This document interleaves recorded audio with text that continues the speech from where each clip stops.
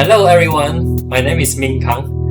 In this video, I'm going to walk you through all the experiments, 4 experiments that I've done in my home. In each experiment, I'm going to show you the aim or the purpose of the experiment, a little bit of theory or physics knowledge behind, and the outcome or the result from the experiment. Now, without wasting any more time, let us get started.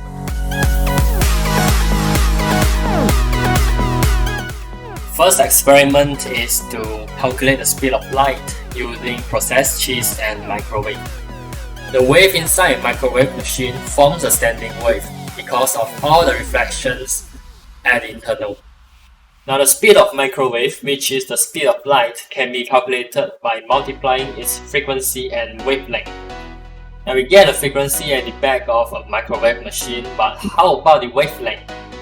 Well, standing wave has its lowest energy at the node and the highest energy at the antinode. 2 successive antinodes has the distance of half a wavelength. And by putting a plate of processed cheese into the heating, the antinodes are the spots where the cheese melts first. And the result, quite promising, we get a mean distance of 6.7 cm. And after all the calculations, we get a speed of light of 3.283 times 10 to the power of 8 meter per second, which is a little bit higher than the theoretical value of C 2.998 times 10 to the power of 8 meter per second. But still, the objective is achieved. Now let's move on to the next experiment, which is pendulum. Now pendulum is a classic physics experiment with its famous equation of period derived from simple harmonic motion.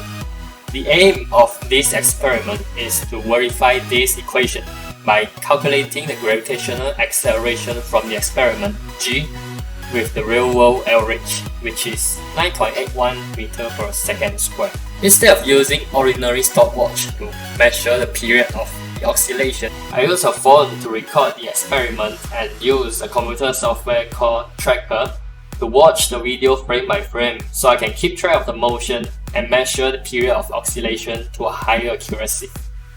And the experiment came out to be quite consistent if you will see in the graph. And I got a G value of 9.61 meter per second squared, which is 2.04% deviates from the theoretical value 9.81 meter per second squared. So the experiment should be considered highly successful. And the following experiment is a similar one, which is centripetal force.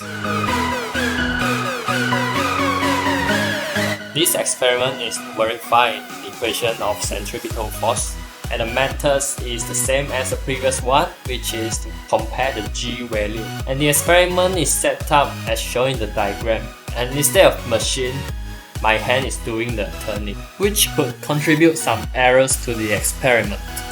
And the result is quite consistent and very accurate with a percentage error of 1.33%. And here comes the last experiment, Sonar.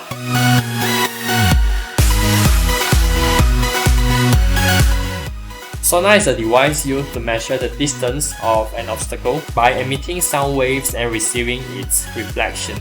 The aim of this experiment is to calculate the distance of an object by using a phone app called Firefox.